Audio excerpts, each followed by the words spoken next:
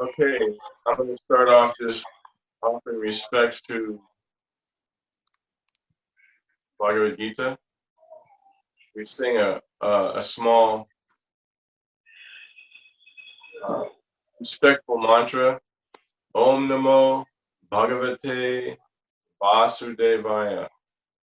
Uh, Om Namo Bhagavate Vasudevaya. Om Namo Bhagavate Vasudevaya.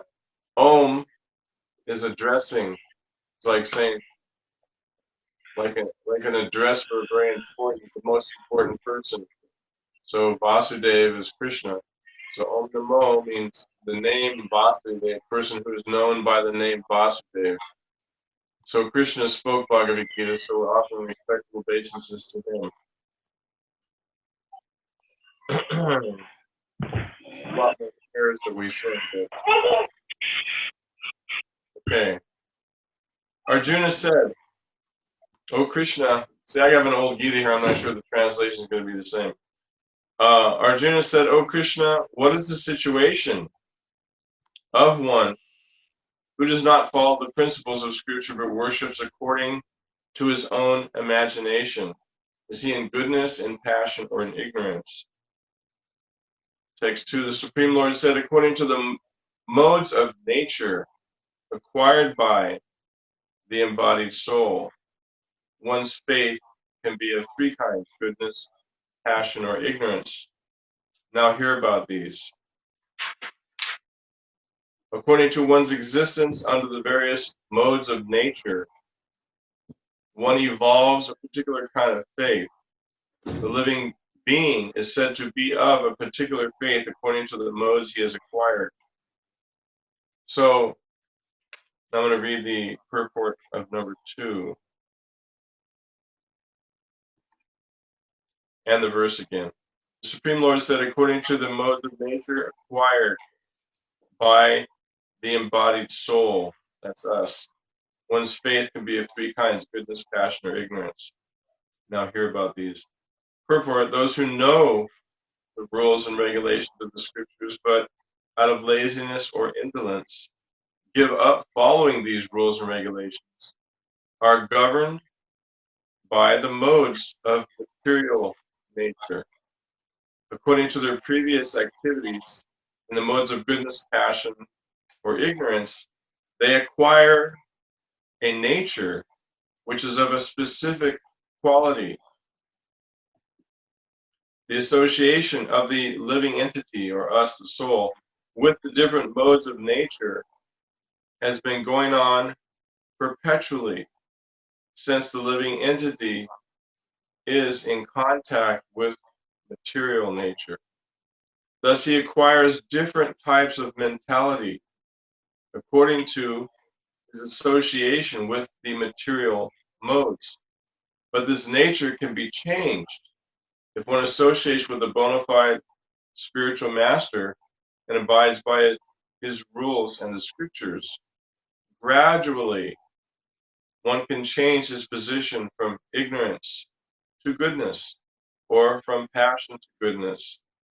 The conclusion is that blind faith in a particular mode of nature cannot help a person become elevated to the perfectional stage.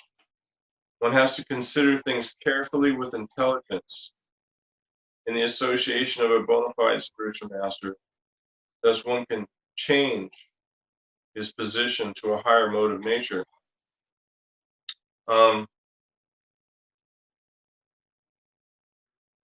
So this is like a little deeper explanation of how we're not this body, and how our identity that we're experiencing now has been created by how we associate with different people and different activities, which are influenced by the mode of goodness, the mode of passion, the mode of ignorance, and mixed. So we're a certain way, we have certain likes and certain dislikes. And this is all designed It's like when you're cooking a particular dish, the cook has the liberty to add a little more of this spice, a little more of that spice, and he could make the same thing, but it's a little bit different. The same basic prep, but it's a little bit different because of the different spices he puts in. It has a completely different flavor, but it looks like it looks the same. It may even look like, like you can make we make a famous dish called mata paneer, which is peas, tomatoes, and curd. And there's so many variations. It looks the same sometimes, but you can have a little bit of difference in the spicing, and it has totally different flavors. So our identities are that we're pure spiritual beings. We're parts of Krishna. He says that in the 15th chapter. Mamaya Vangsa Jiva Loke Jiva Bhuta Sanatana. He says that we're all his eternal parts. So we have a pure spiritual identity. But then according to the recipe, according to our association with nature, means who we like to associate with, the type of music that we listen to, the type of literature, the type of, just a variety of things we like to do, our desires, whether we have a lot of strong, passionate desires to have things in this material world or to control or to own and be like, the president or, different big people in the material world or humble people, whatever desires we have. So according to what we did in our last life, this body was created with that identity as the beginning, like a potter has a lump of clay, and there's a basic, you start off with some basic shape if you're going to make like a vase or something. So we have our basic identity from all the different previous things we've done. And now, as humans, in the human life, our spiritual nature, our eternal spiritual devotional nature gets to come really close to the surface, so it's easy to access. So what the Gita is saying is that according to our associations, if we learn how to associate with spiritual energy, with the pure goodness, instead of only associating with the temporary forms of nature here in this material world, the temporary desires, the temporary things we like to enjoy, if we learn how to associate with Krishna's, it's called bhakti yoga. It's the process of the activities of devotion, and there's 9 of those. And the beginning ones are hearing about Krishna, chanting Hare Krishna, remembering Krishna. Of course, we offer our food to Krishna. Those are the beginning ones, and to try to remember Krishna. There's many different varieties of services, but the basic ones that mold our hearts are hearing about the pastimes of Krishna, hearing the Bhagavad Gita, hearing the Hare Krishna mantra when we say it, when we chant it, or we sing it.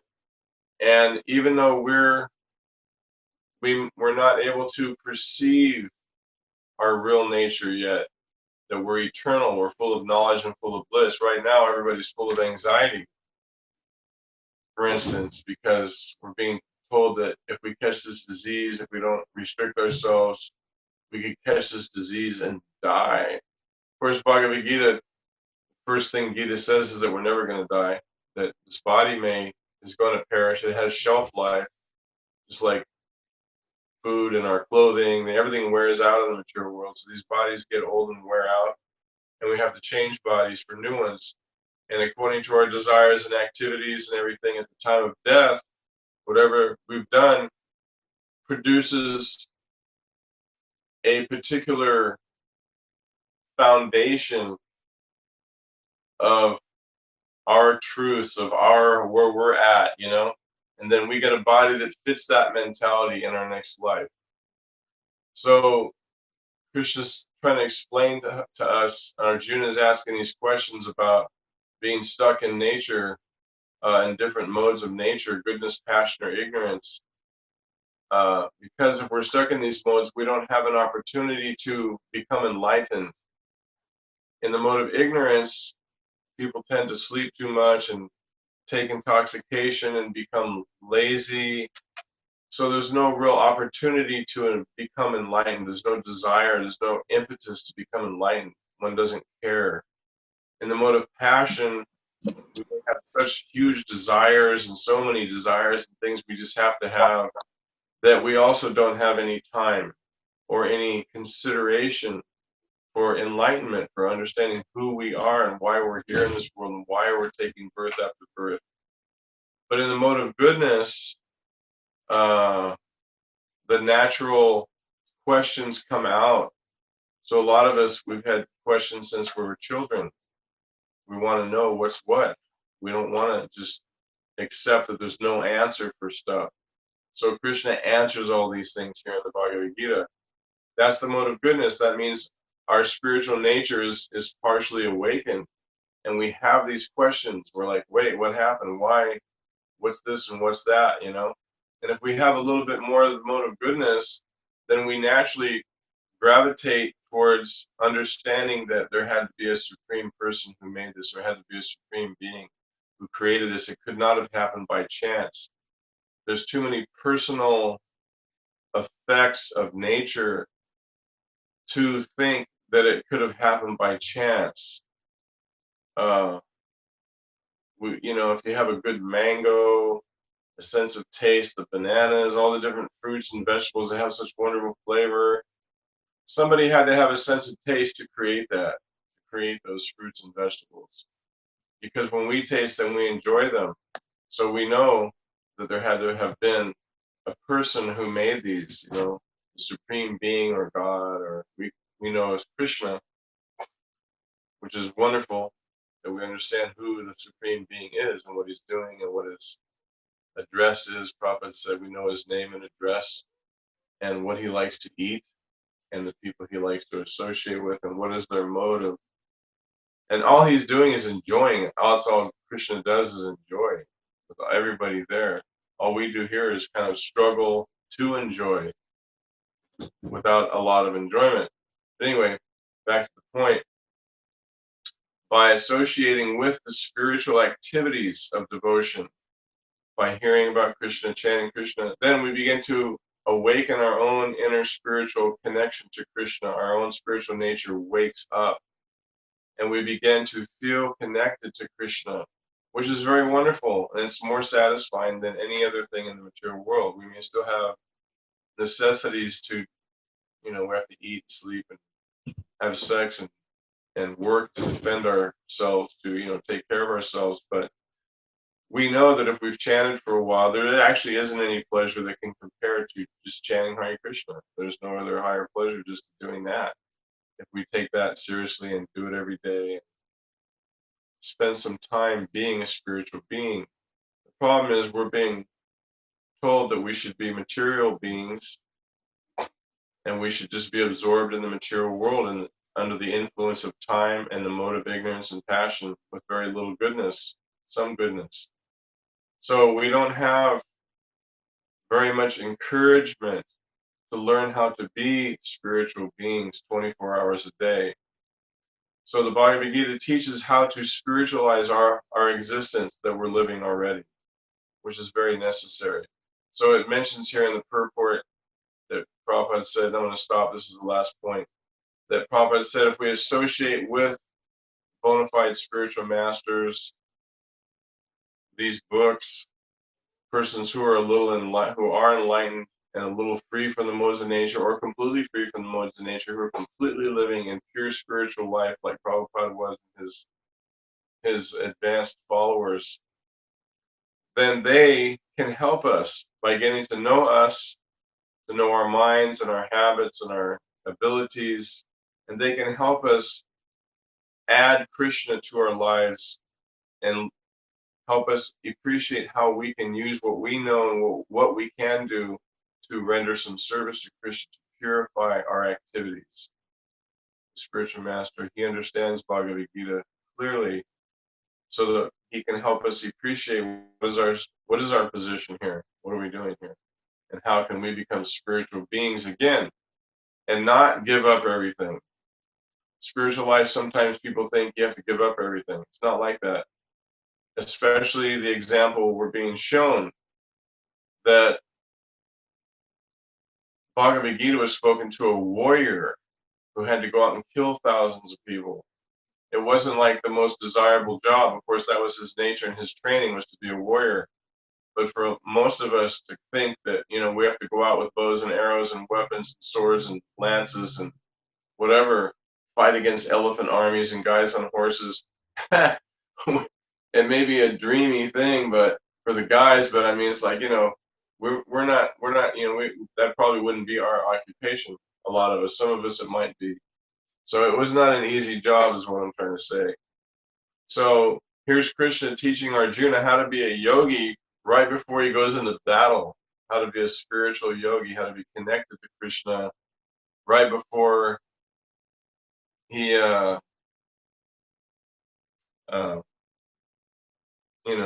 went out to kill a bunch of people. He surrendered to Krishna.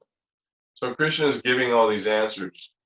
Okay, I'm going to stop there and see if you all have any questions. Any questions regarding this or any other questions you might have. I hope that was you could understand what I was saying. I hope it was clear.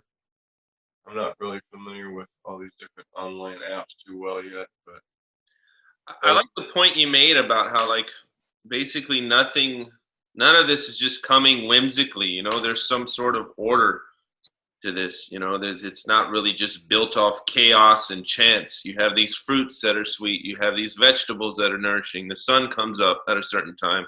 The moon comes up at a certain time. And it just seems like when we don't have appreciation or clarity of this understanding of, like, this loving structure that Krishna is giving us, then we try to take shelter in this material energy, which is also structured in a way too. You get what you give, but still, as we see this anxiety we're getting from, it's like there's so much chaos going on in the world. Even when we're at home, you can just turn online and you see so many different forms of information bombarding you, chasing you down. You go and you look at a backpack one day and then you've got backpack ads all week long, But what to speak of some virus where you have all this misinformation, correct information, inaccurate, so it can just build up. And so it's like we have to really take shelter of that structure, that divine structure and organization that Krishna has given us, with the formula of chanting the Mahamantra and taking the association of devotees and offering our lives as a service to Krishna. So I really appreciate that point of understanding how Krishna's kind of arranged everything for us. And primarily we're taking that shelter right now through association with devotees. So just some things that got triggered when you mentioned that point. it's important to note also that, because sometimes it's easy for us to think that we're better than other people. So when we see people, we obviously understand that Krishna created everything. We're understanding that, or the theistic people obviously understand that. And the persons who cannot understand it and who profess to be really like against that whole idea that God did it, we should understand from Krishna's perspective that, hey, this person has a huge amount of motive ignorance in their life. They may be even very brilliant intellectually, but they're really in the mode of ignorance because they're not aware of things that are right in front of their faces that are simple to understand for other people. So we should understand that the real disease is ignorance in this world, and the mode of ignorance itself and passion take away one's ability to perceive spiritual truth. So it's very necessary that we try to understand spiritual truths and try to become spiritual, because otherwise we're just going to be suffering with all the, like you're saying, all the misinformation, all this information, that information, all the fear. It just produces fear. The mature world is a fearful place. When you turn the lights off at night and it's dark outside and you can't see, it's scary, right? You don't know what's behind the shadows. The mature world is dark. Without the sun and the moon, we're in darkness.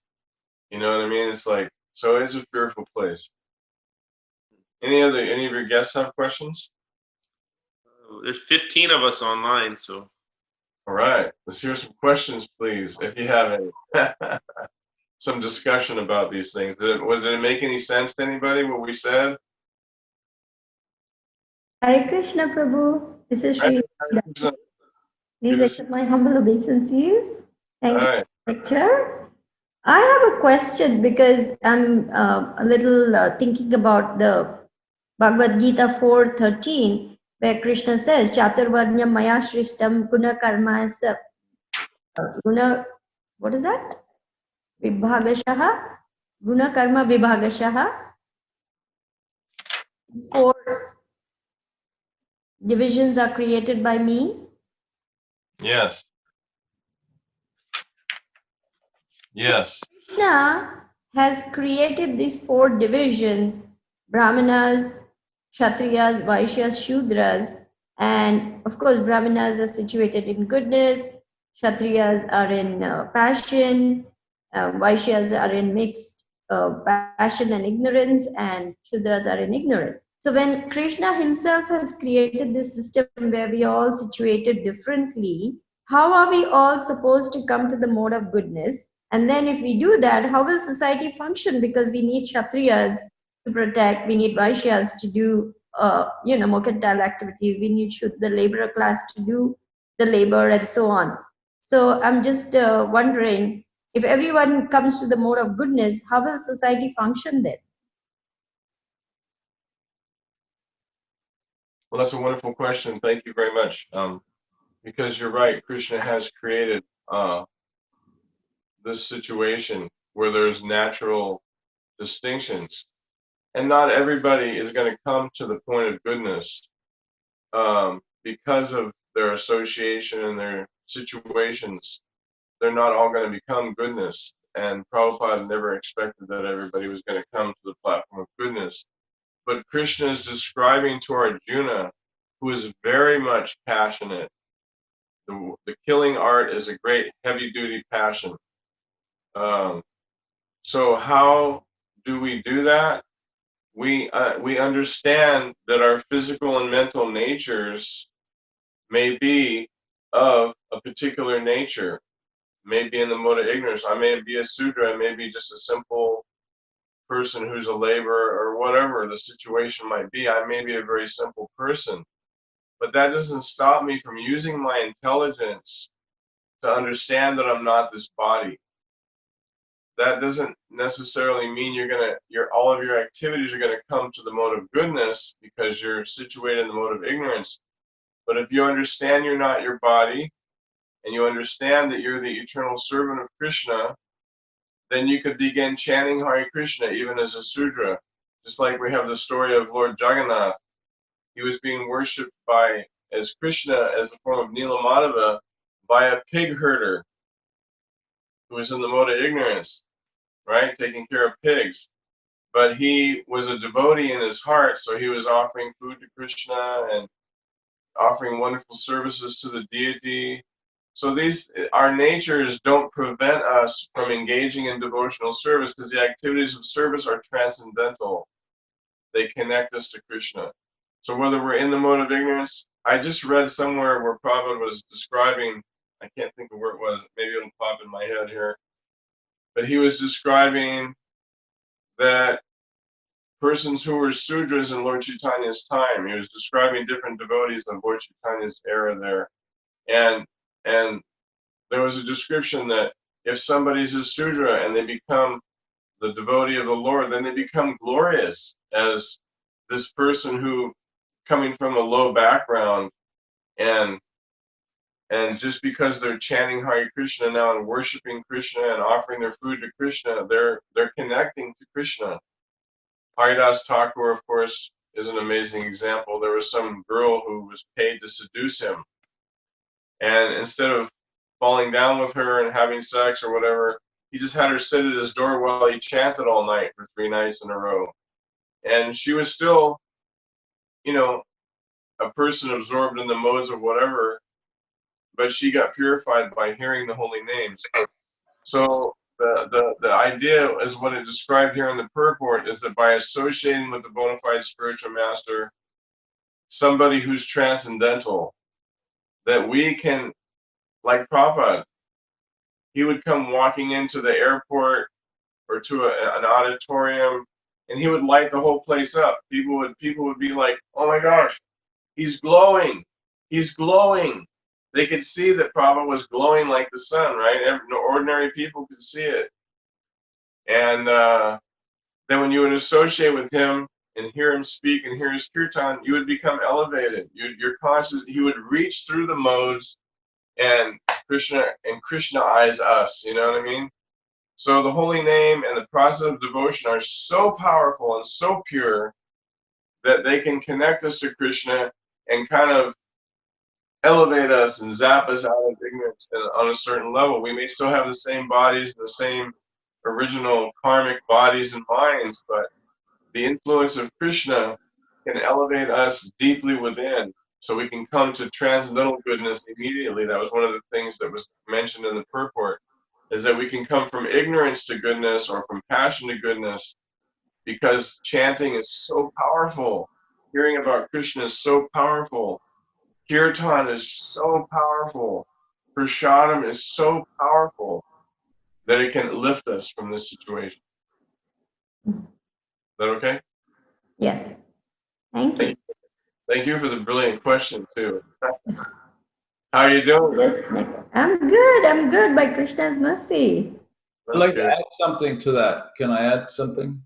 Oh, Hare Krishna, Prabhu. Please accept my obeisances. Hare Krishna, accept my obeisances. Prabhu, Can you hear me okay? Yes, thank you so much, Prabhu.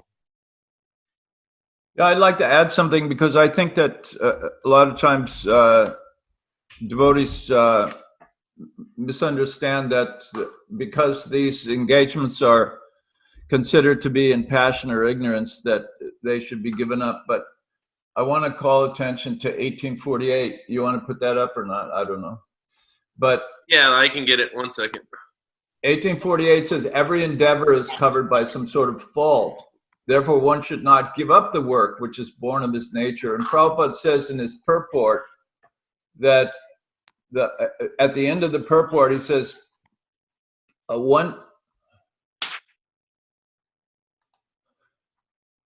yeah, I guess we're going down. Okay, so he talks about how there's different Brahmin, even Brahmin there is some contamination connection with the Brahmin who's supposed to be pure, Kshatriya, Shudra. But then he says toward the end that one may then conclude in the second paragraph, third sentence, one may then conclude that in the material world, no one can become completely free from the contamination of material nature. So, skipping ahead, similarly, one should not give up his natural occupation because there's some disturbing elements. Rather, and this is the key here, right at the end, rather, one should be determined to serve the Supreme Lord by his occupational duty in Krishna consciousness. That is the perfectional point, when a particular type of occupation is performed to the satisfaction of the Supreme Lord. All the defects in that particular occupation are purified. So I think that this concept should be emphasized. Sometimes devotees, oddly enough, like Arjuna wanted to give up his occupation, and Krishna was arguing against it. So oddly enough, devotees sometimes want to give up their natural occupation, and the Bhagavad Gita doesn't indicate that. But I find that it's an interesting dynamic. There's a tension here between these two ideas, how to become purified of the modes, and at the same time we have occupations which are governed by the modes. So I would say that the natural inclination is to want to give up those occupations, because we would read the Gita and we would feel like, oh my God, I'm conditioned by my work, and my work is a horrible thing. Like Arjuna, my work is horrible, I have to kill my relatives.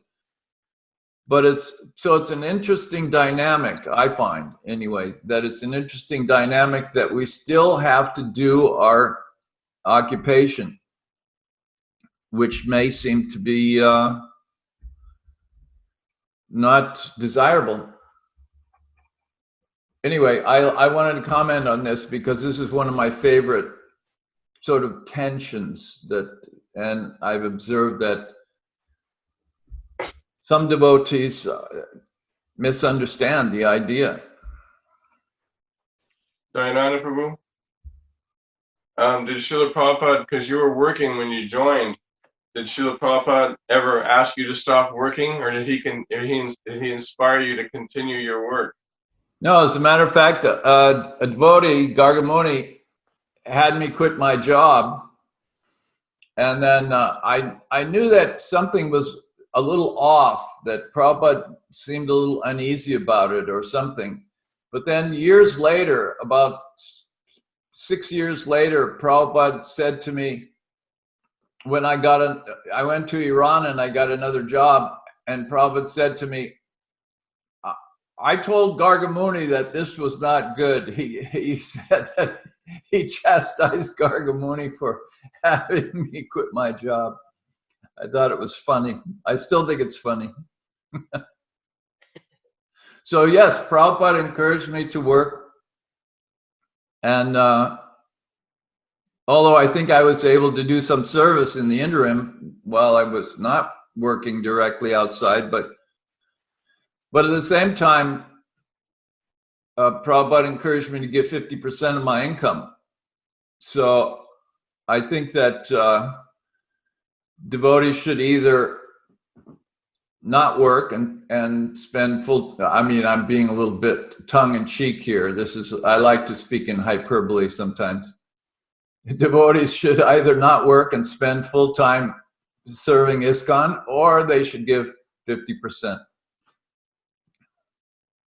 As I say, that's a little tongue-in-cheek. It's probably, that's not possible for everyone, but I think something like that is the ideal. Now, what is the explanation of giving the 50%? Why is that so beneficial to us to give that 50%? Because Krishna says it throughout the Bhagavad Gita. The way I read the Bhagavad Gita, he says that we should be detached from the fruits of, well, first of all, starting in the second chapter, he says that,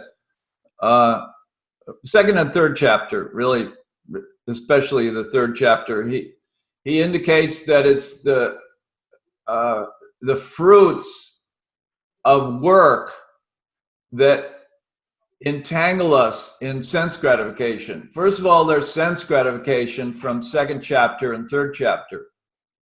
So what do we do about this problem of sense gratification?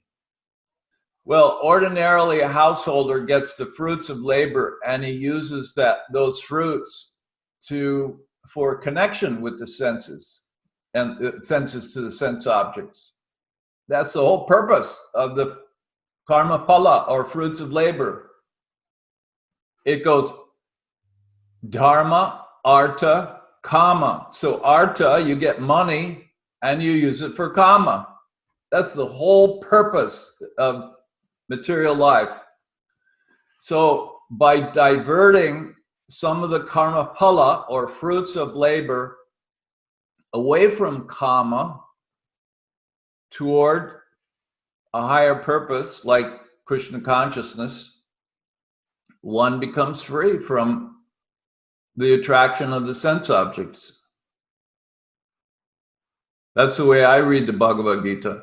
So when devotees say, oh, well, we don't really see 50%, anywhere. Well, I think it should be just with, it's not a ritual. It's not something that's just mentioned obliquely someplace. You know, it's not just Rupa Goswami at the end of his life, or what's his name, Kulavecha Sridhar. It's not just some isolated cases, or the Bhagavatam in the verse 117 or something like that, where the personality of Kali is saying that Parikshit is telling a personality of Kali that he can hide in gold or something. So it's not just those isolated places. It's the entire Gita that's telling us sense gratification can be overcome by being detached from the fruits of labor. And how is that detachment? It's not some kind of mental thing. Krishna consciousness is not mental. It's not an attitude. Otherwise, if it were an attitude, Prabhupada wouldn't say devotional service. He translates bhakti as devotional service, not devotion. So the service component of renunciation of the fruits of labor, it's not mental. It's taking the money and giving a part of it to Krishna. That's the way I read the Bhagavad Gita, anyway. So when you give your money, that turns that donation, that means all that labor it took to produce that money becomes service immediately, because you're giving that money for service, right? Yeah, I would say it's at least three things. One, it becomes service, so you become purified by the service. Two, let's say you had $100 and you were going to use that $100 all for sense gratification. So now you give 50, you only have 50 left to use for sense gratification. That means your sense gratification is cut in half. Very practical, isn't it? And then the other thing is that, what was the other thing? Anyway, oh, yes.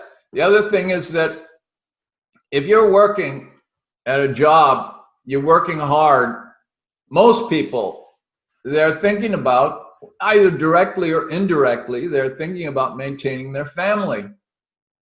So it's a kind of a meditation on the family. I mean, why do you go to work? Why do you work hard? What if you have to go overseas and work away from your family? So why are you doing that? Why did you go from India to the United States? Or why did you go from the United States to Saudi Arabia to work in the oil fields? Or, you know, why do people do that? They often do that for their loved ones.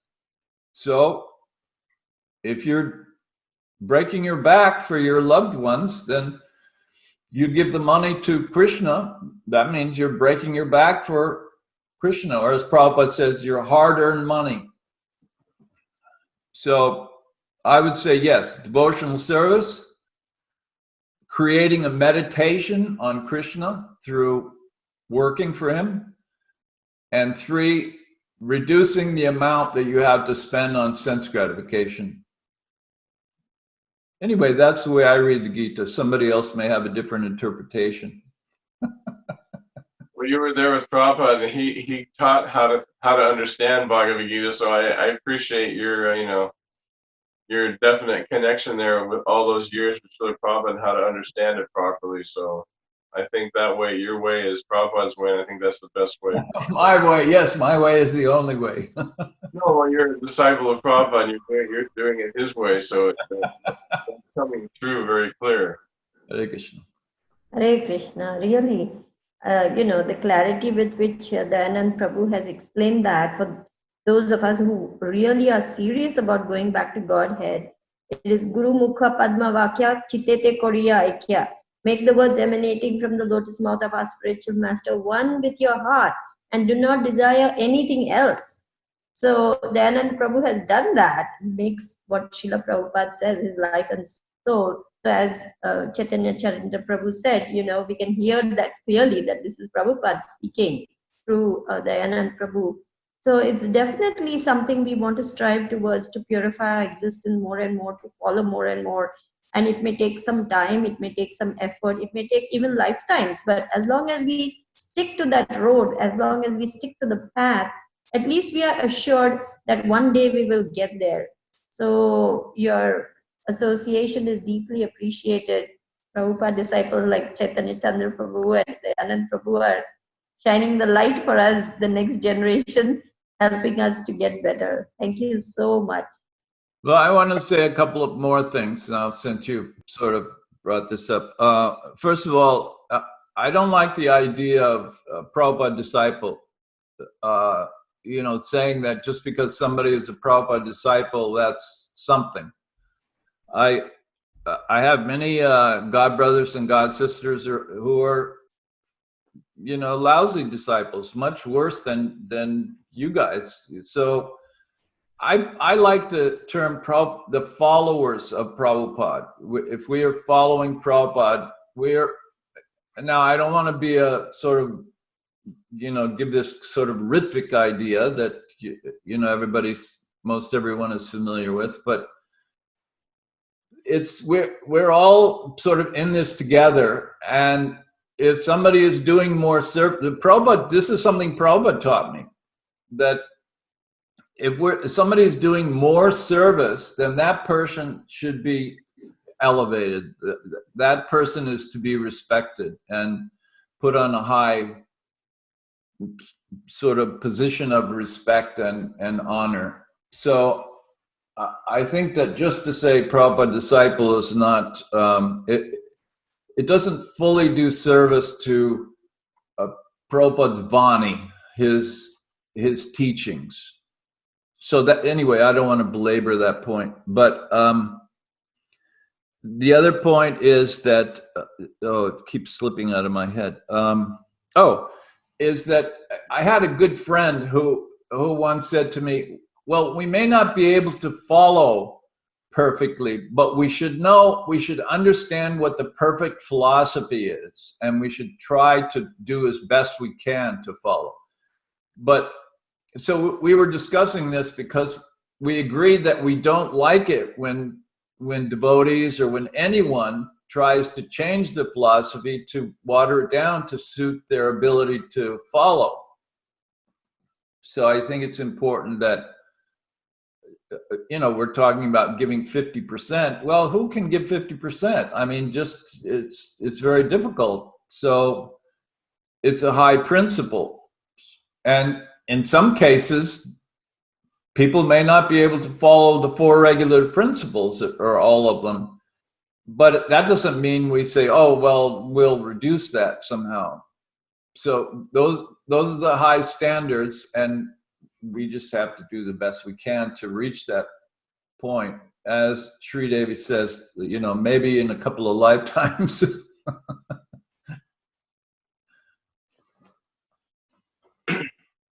Hare Krishna. I was wondering, any of the other guests have questions? Oh, hi. Yeah, I was just gonna just to reiterate what Sri Devi and Dayananda Prabhu said. The last few days, my Guru Maharaj Ritadvaja Swami, he sends out daily messages, and he's been using this metaphor that Krishna conscious philosophy is like a boat, and we're all on the boat, and Srila Prabhupada and the Parampara are the captains of the ship.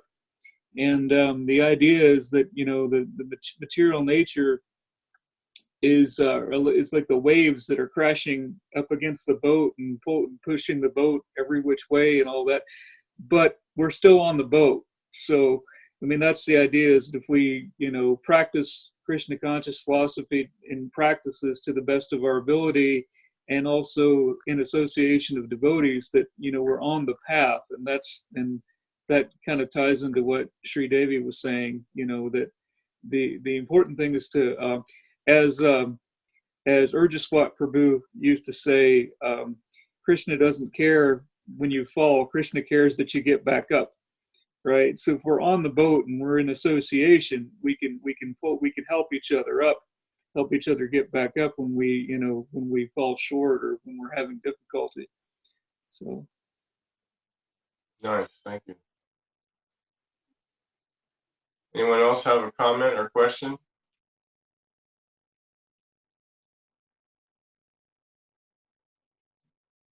Bhagawan, Narada, anybody else have a question? Yeah. I found something that I wanted to share. I just lost it though. Oh yeah, since we were speaking about this challenge of donating 50% of our money, to Krishna consciousness, which is difficult, and then the point got brought up about donations. So Prabhupada says in the 5th canto, those who collect contributions on behalf of the International Society for Krishna Consciousness should be very careful not to use even a farthing of the collection for any purpose other than the transcendental loving service of the Lord. He's very strict in driving that point home too, as Dayananda Prabhu was explaining earlier, that we're getting rid of half of our sense gratification. So Prabhupada's just emphasizing that in that quote from his purport. I think it would be great if we had at least 2 or 3 more comments from anybody out there, any realizations or any sort of reflections from this week or anything you're seeing around that's relative. It's a very broad subject that we're covering. Can I just pick a few names out maybe? Deborah, Lee, Caitanya, Nishringa, anybody have anything they'd like to say? Zoe, it's nice to see you. Haven't seen you in some time. I'm glad you're joining us. Anybody ready? Make a comment? Say anything? Well, I guess everybody's. Did you have anything? No? Okay. Somebody else is online that wanted to ask a question, Doctor something or other. Yes, please ask. Let's keep it going. I hope you don't mind. I just have to ask this question, if you don't mind. We don't mind. Okay.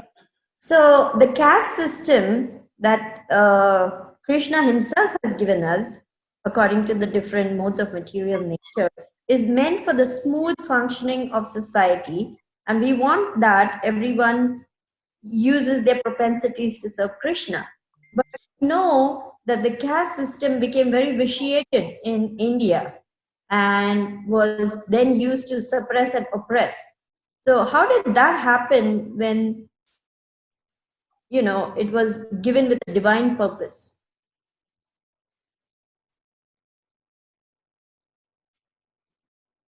Dayananda Prabhu, you want to say something? I have to Huh?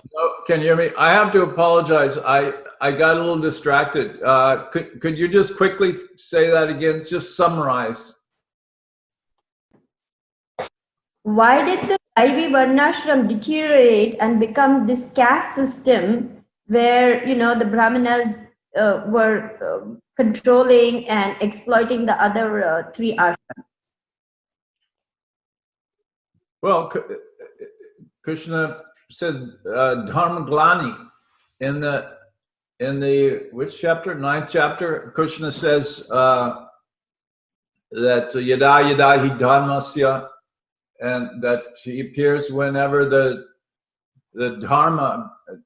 What is it? The next verse, he said dharma glani, meaning that when the dharma is diminished or somehow lost, then he appears. So it's expected that over time that this happens, that the things are corrupted, and we know it's the Kali Yuga, so it's natural that things like this will happen. Look, we're in this position where we're all hiding in our houses from the virus. So yeah, things get corrupted. That's all I have to say.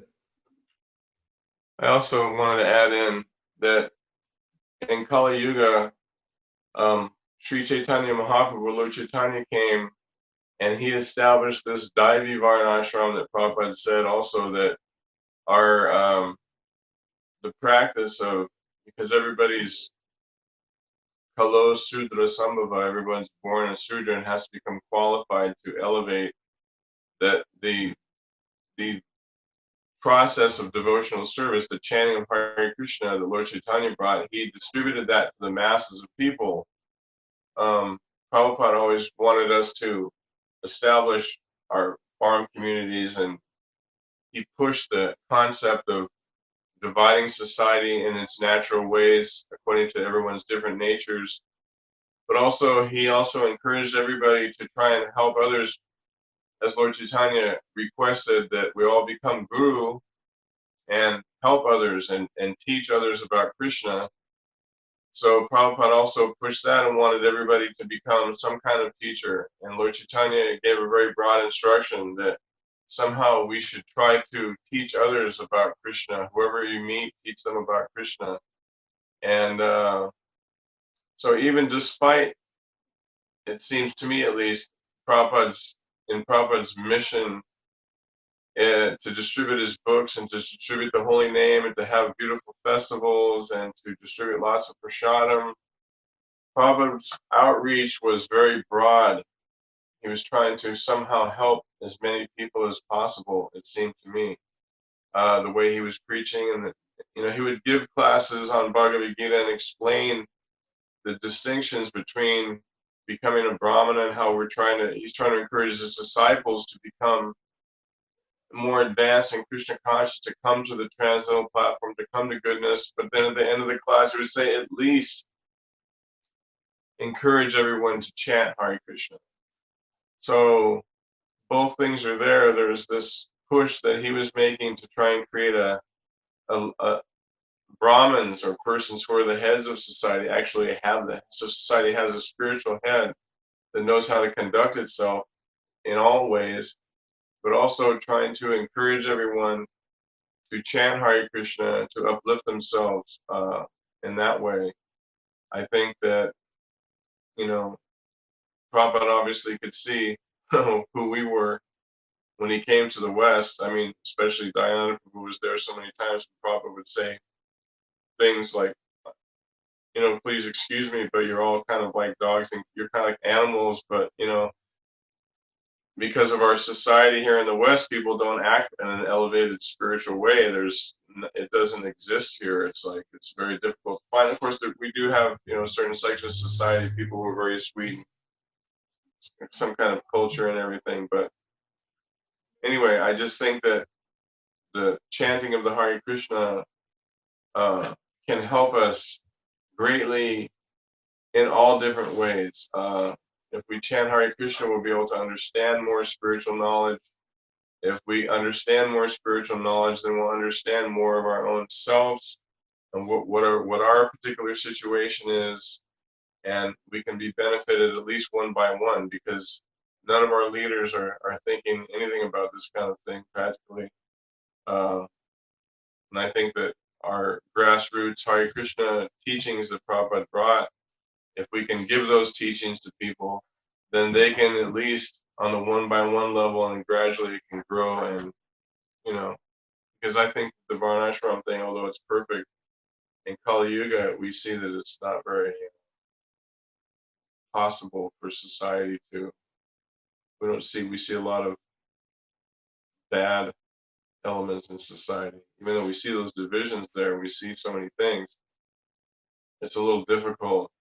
So Lord Chaitanya just went out in the masses and chanted, and Prabhupada had big festivals, Harinam Sankirtan, and mass book distribution to try to help people. I don't know if that really answers your question or not, but I just wanted to throw that in. We have one question from Heather. She said, how have those of you who have been devotees for some time deal with old friends and even family members who don't understand?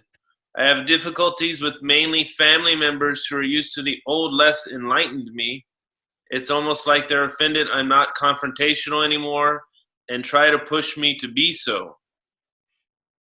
So how do we deal with opposing family members and friends that want us to be our old selves? Mm-hmm. I don't have a lot of experience with that because all my families, they all are gone, so I don't have that very much experience with them. But through many experiences of other devotees, it's we have to just tolerate on one level. That's just the way they are, and we have to, there's different ways to look at it. One way is to think that, Krishna is giving so much. Lord Nrsingadev, he promised Prahlad Maharaj, when Prahlad Maharaj asked Lord Nrsingadev to deliver his father, Lord Nrsingadev was pushing Prahlad to ask for some benediction. And he didn't really want anything himself, but then he finally asked for his father to be delivered. And Nrsingadev said that 21 generations of your family will be delivered, 3 times 7 different directions of the generations of the family will get benefited. And I've seen myself that family members, even if the devotees couldn't deal with them because of that kind of situation where they couldn't, they didn't want to be with their family members, it was difficult for them.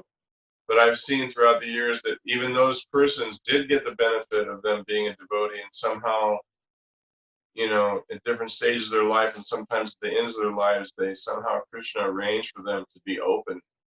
And so, there's different experiences people have.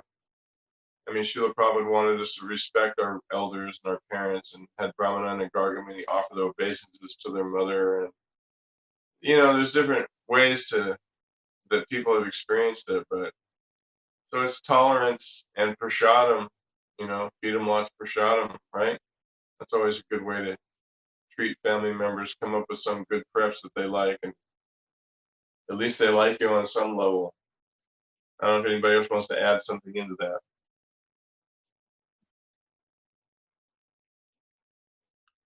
Dayananda Prabhu suggested that Sri Devi could answer this question as well. Okay. Hare Krishna. Well, to answer Heather, it is very difficult. It is very, very difficult because, we are used to our interactions with them. There's affection for each other.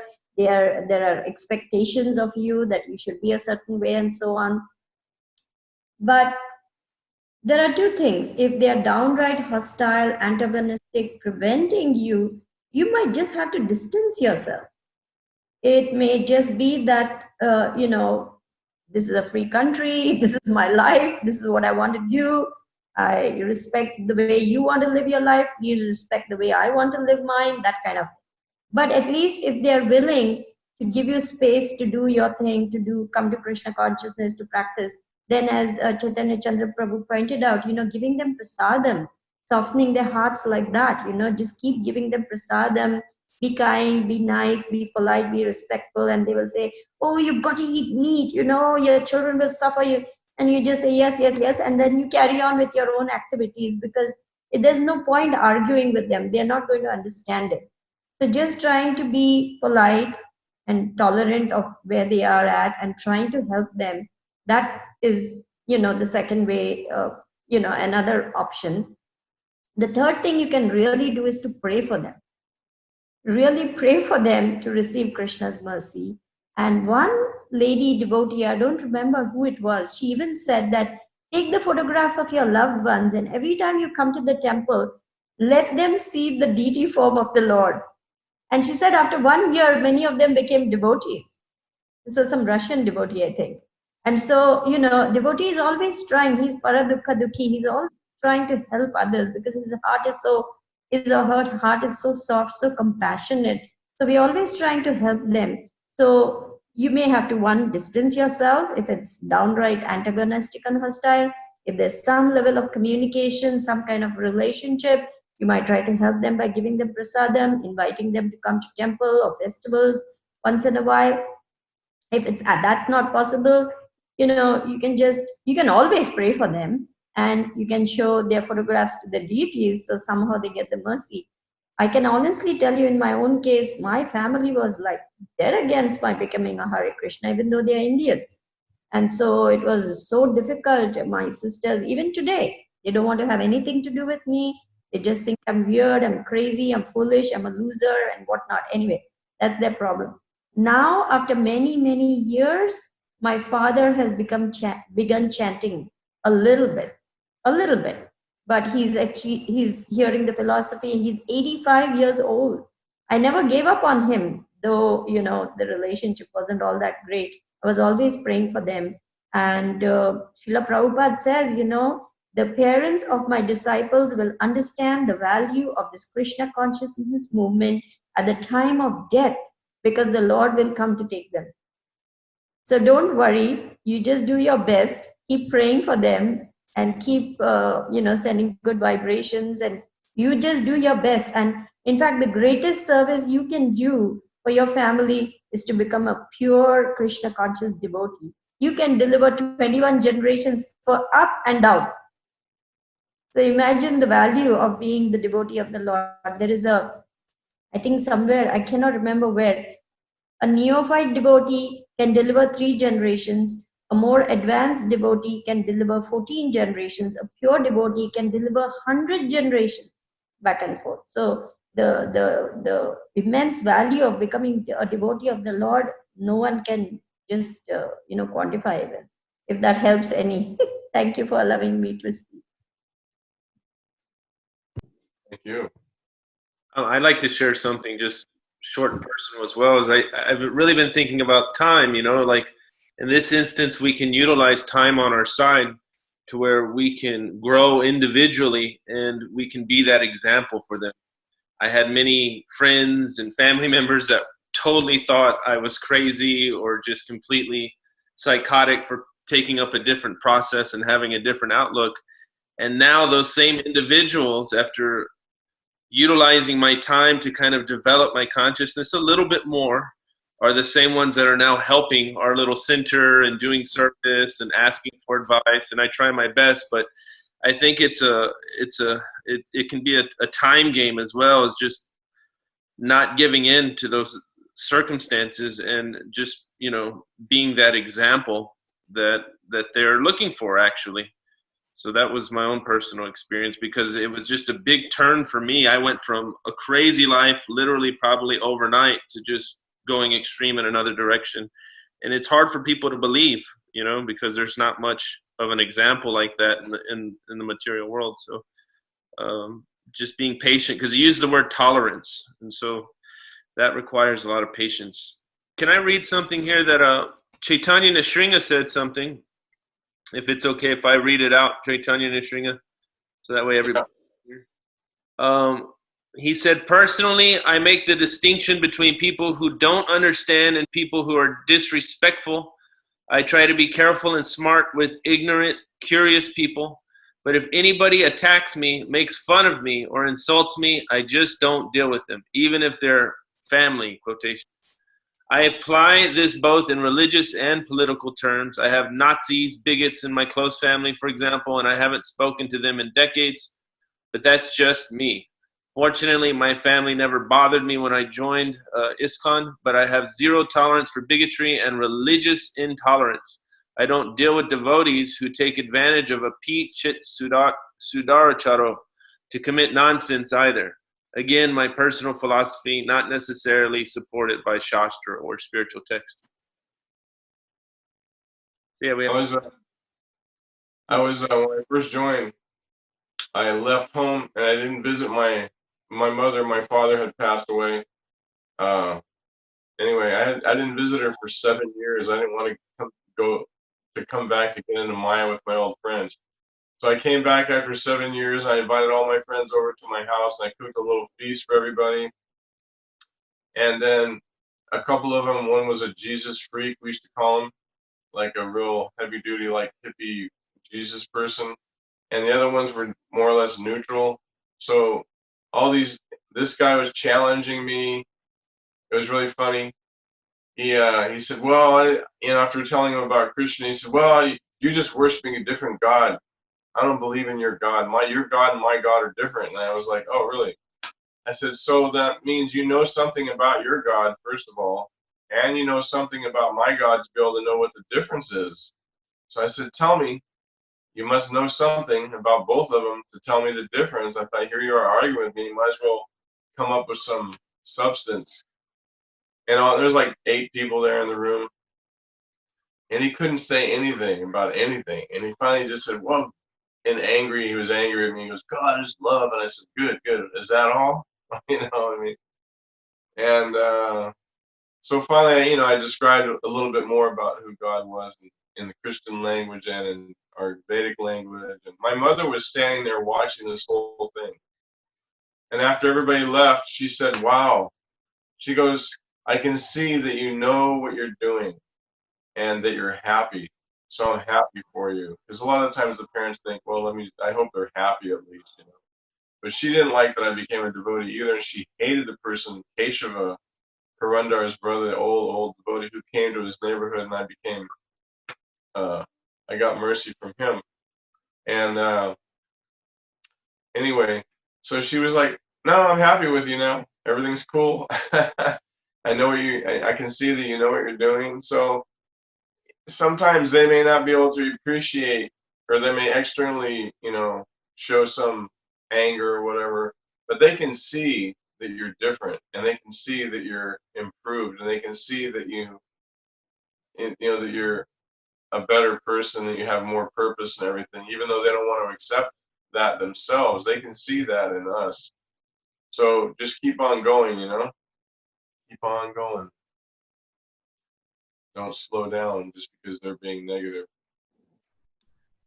Here's a comment from Shashi. Hare Krishna, either family or friends, people's mindset are different. Everyone has their own way of thinking. We need to be good the way we like, no matter what others think. This is what I follow. We need to make people understand. This is what I follow. Thank you for sharing that.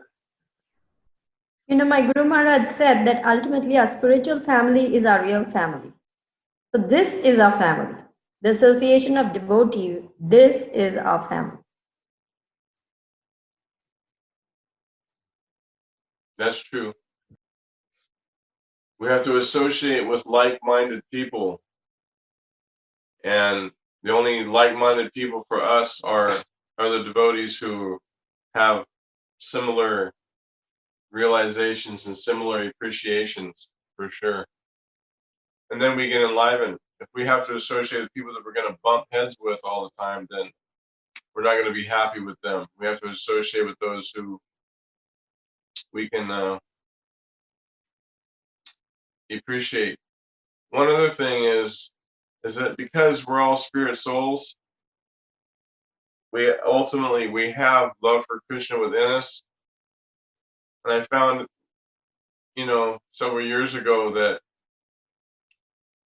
instead of pushing people or asking people direct things, I started trying to push people's spiritual buttons a little bit more, like tell them, you seem like a very spiritual person. Tell me about your spirituality.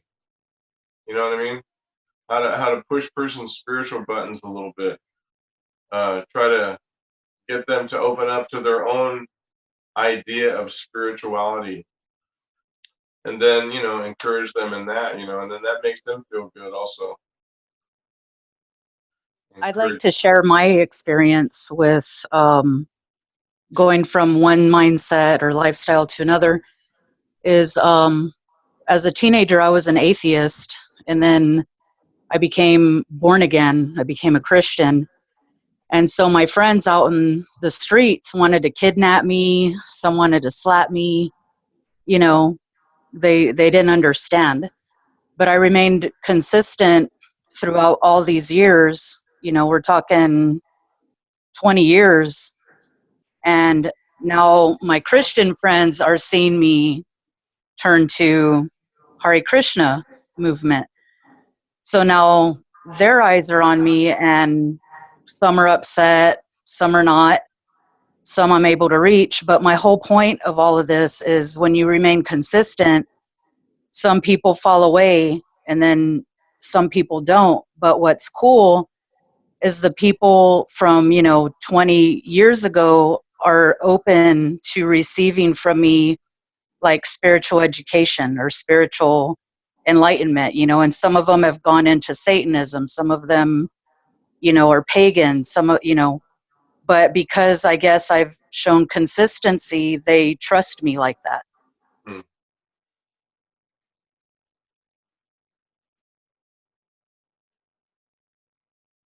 That's super important. Because Krishna consciousness is completely consistent. That's the wonderful thing. That our chanting Hare Krishna, we know if we're feeling bad, if we're having some difficulty, we know if we sit down and chant our rounds and take some good prasadam, we'll feel good again. So Krishna consciousness is always a consistent shelter and always a consistent way that we feel inspired and purified. So yeah, people can see that. People can see that for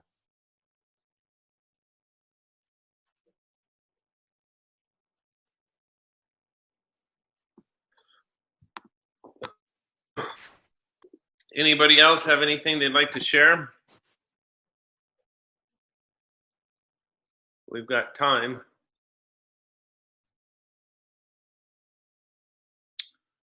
Okay. You do What was that? you do this every week? Yeah, we're doing Sundays and Wednesdays, and then I think Naratamananda will be doing Tuesdays. Okay, it looks like we got a new one from Andrea. Thanks for joining us, Andrea. Haven't seen you in a while.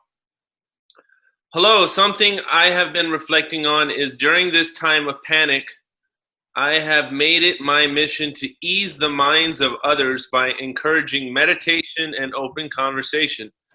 I am still new to Krishna, but study Ayurveda, pranayam, bhakti yoga, and so on. I feel it's important to reach out and provide comfort to those around us, whatever their religious status. I have made Ayurvedic medicine and foods for those who are sick around me. I believe in you get back what you give. Can you relate this to something in the Bhagavad Gita? Thank you. I know I miss you. So, karma, you get back what you give. Can you relate to what she's saying, to giving good to others? Yeah, I mean, there's different places, different things. I'm not a complete scholar of Bhagavad Gita, so I can't pull out lots of different quotes, but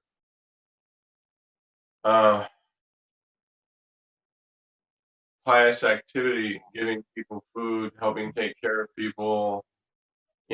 Krishna says in the 12th chapter, if you can't follow all the principles of everything, then you should do something for the benefit of everybody. You should be non-envious and help others. So our nature in the material world is that we're selfish and that we're envious of others, and kind of a mundane, foundation in a sense, our selfishness and self-centeredness. So yes, that's beneficial for us and them if we can give to people, if we can feed prasadam to people or good vegetarian food like she's talking Ayurvedic. She offers that to Krishna. If we can give away food, give away, help give charity, help do something to curb our own selfishness. That, I think, is part of what Krishna is speaking about there in Bhagavad Gita, to try to get over some of the base, unfortunate qualities that we may have, where we're not selfless people who are trying to help others, how to become more selfless, how to become more giving. Those things are all positive, because our selfishness won't allow us to serve Krishna either. We'll think, if somebody asks us to do some service, we may be so selfish that even though we could do it, we'll think, no, these people are just trying to exploit me. I don't want to do anything for anybody. I'm just going to keep to myself. But we could do some service. We could help somebody. We could do that. And that would be uplifting to us.